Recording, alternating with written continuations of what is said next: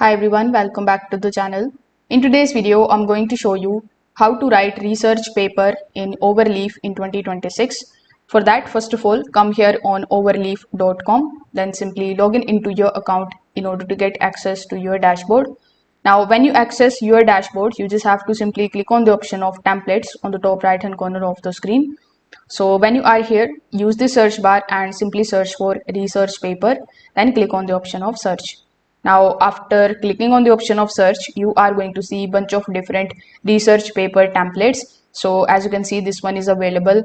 So you can just simply scroll down a bit and take a look at any of the research paper template in which you are interested.